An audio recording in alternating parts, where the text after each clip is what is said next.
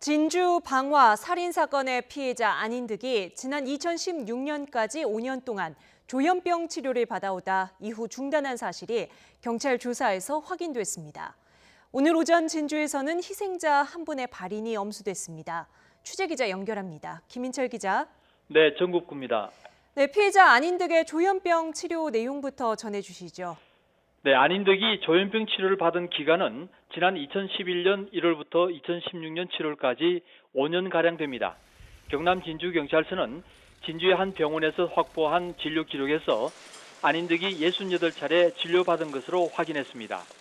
그러나 범행 이전까지 2년 9개월 동안은 치료를 받지 않은 것으로 추정하고 있습니다. 경찰 조사에서 안인득은 공장에서 일하던 10년 전에 허리를 다쳤으나 산재 처리를 받지 못했다고 주장했습니다. 또 괴롭힘을 당하는 친구를 위해 싸우고 폐지 줍는 노인들에게 간식을 줬다고 진술한 것으로 알려졌습니다. 따라서 경찰은 확인된 사실이 아니지만 안인득이 자신의 편에 서지 않는 사람에 대한 적대감을 크게 가진 것으로 분석하고 있습니다. 안인득이 범행에 썼던 흉기도 지난달 중순에 진주의 한 전통시장에서 산 것으로 확인했습니다. 경찰은 안인득을 치료한 의사를 상대로 치료 내용을 확인하고 휴대전화 통화 기록 등을 분석한 뒤 다음 주 수사를 마무리한다는 계획입니다.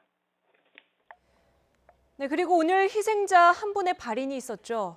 네, 그렇습니다. 희생자 5명 가운데 74살 황모 씨의 발인이 오늘 오전 한일병원 장례식장에서 엄수됐습니다. 이번 희생자 첫 장례는 유가족과 지인들이 참석해 고인의 마지막을 배웅했습니다. 이런 가운데 희생자 유족들은 부상자들이 완치될 때까지 치료비 전액 지원을 요구하며 관계기관과 협의하고 있습니다.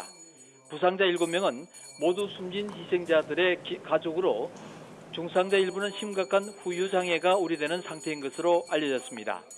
희생자 가족들은 사건 발생 전 안인득의 난동을 경찰 등에 신고했지만 제대로 처리되지 않아 참사로 이어졌다며 국가기관에 사과도 요구하고 있습니다. 지금까지 전국부에서 YTN 김인철입니다.